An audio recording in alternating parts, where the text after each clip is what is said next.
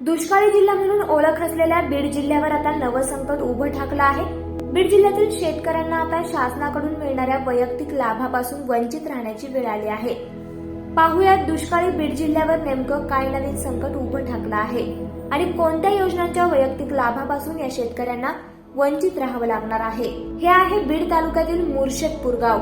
अगोदरच दुष्काळाने डबघाईला आलेल्या या गावातील शेतकऱ्यांना शासनाच्या अनुदानातून मिळणाऱ्या विहिरीचा आधार होता। त्यावर कशी तरी काळ्या आईची तहान भागवून हे शेतकरी आपली व कुटुंबाची गुजराण करत होते। मात्र आता या गावातील भूजल पातळी घटल्याने शासनाने वैयक्तिक विहीर न देता सामूहिक विहीर देण्याचा आदेश दिला आहे। आता आमच्या गावाची पाणी पातळी चांगली आहे, तरी भूजल सर्वेवाल्यांनी इथं येऊन सर्वे केलेला नाही। ऑफिसमध्ये बसूनच सर्वे करतात आणि गावाचं वगळलंय आमचं नाव। आता कसं आहे, सार्वजनिक सामायिक विहिरी जर खाणल्या तर वाद वाढतात, तर वाद काम वाढतात। लाईट नसती, रात्रीची लाईट असती, कधी दिवसाची असती। प्रत्येक शेतकऱ्याला जर दिवसाच भिजायचं म्हणलं तर वाद वाढणार, प्रत्येक शेतकऱ्याला पाणी भेटणार नाही। त्यामुळे बऱ्याचशा अडचणी येणार। त्यामुळे वैयक्तिक विहीर असल्यावर तो शेतकरी वैयक्तिक त्याचा लाभ घेऊ शकतो। तुमचं सामूहिक म्हणलं की त्यात वाद होणारच।